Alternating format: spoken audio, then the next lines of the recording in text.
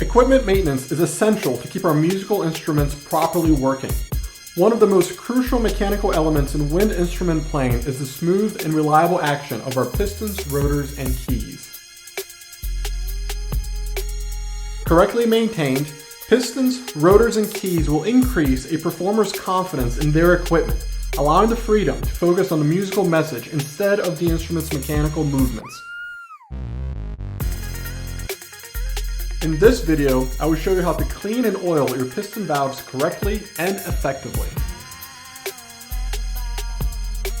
For this, I'll be using my preferred valve oil blend, Hetman 14 oil, cheesecloth, a soft cloth or a t-shirt, a flute cleaning rod, and rubbing alcohol.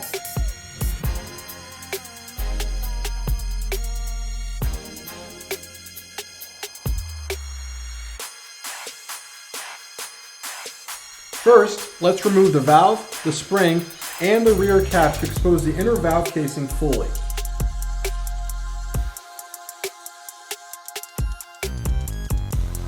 Before cleaning my valves, I'll use some rubbing alcohol, cheesecloth, and a flute cleaning rod to swab the valve casings free of any debris.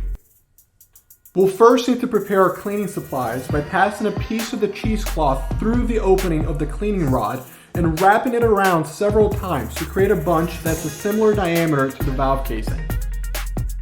Be careful not to make the bunch too thick, as this may cause the cloth to get stuck or require excessive force to remove it, possibly damaging the instrument. Apply enough rubbing alcohol to the cloth so that it's wet but not oversaturated, and pass it through the valve casing several times. Depending on how dirty your instrument is, it may require you to get a secondary cloth and repeat the process until clean.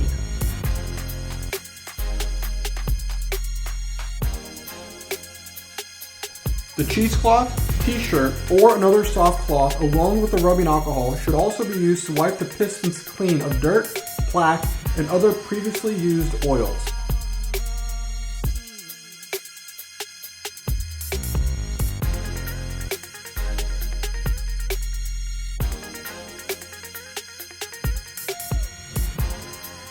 Before adding the rear valve cap back on, it's good practice to add a few drops of a higher viscosity oil, such as Hetman 14, to the threads of the cap to prevent calcification or sticking. We will also repeat this on the top valve cap. Flip the instrument over and replace the spring. Ensure that the spring balances in the center of the casing without leaning on any of the inner walls. Doing this will ensure a near silent valve action. I like to use a pillow to help with this. Add a few lines of oil around the valve. Align the valve guide to the valve channel and carefully insert the piston back into the casing. More oil will not lead to smoother valves, as extra oil will just run down the piston. If you find that your valve's actions are quickly diminishing, consider switching oil brand or viscosity. After dozens of tests, I have found an oil blend that works well with my instruments, and as a result, I can oil my valves less frequently than before. Avoid rotating the piston in the casing, as this will cause micro horizontal scratches that can increase friction and slow down the valve's action. Don't forget to add a few drops of the higher viscosity oil to the threads of the top valve cap before hand tightening it shut.